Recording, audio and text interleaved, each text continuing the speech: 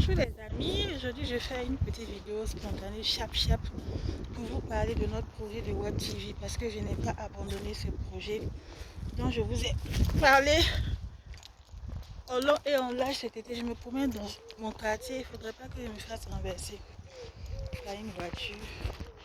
Admirez le nouveau look. On a fait un petit régime. Je ne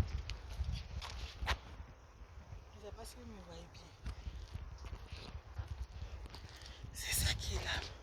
Donc, dites-moi en commentaire ce que vous en pensez. Pour revenir à des sujets plus sérieux, notre projet de Web TV vise à faire la connexion entre le monde artistique, le monde scientifique et le monde intellectuel. J'animais une émission sur ma page de 5 à 9 d'Aïcha Yatabari, ma page Facebook, j'avais des milliers d'abonnés.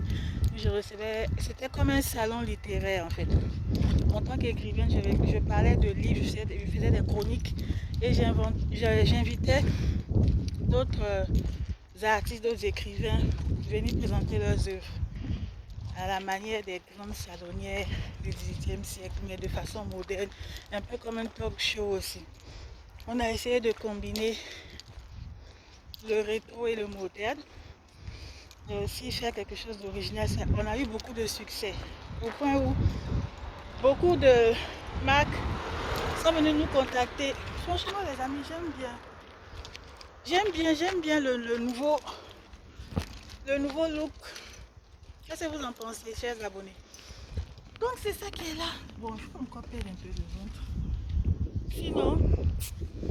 Sinon, ça déchire ou bien ça déchire pas. Dites-moi en commentaire. Moi j'aime bien.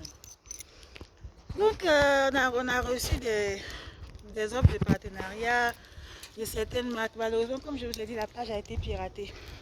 Et après 5 années de réflexion, bon presque 5 ans après, c'était en 2022. J'ai commencé en 2020 ou en 2022 jusqu'en 2022.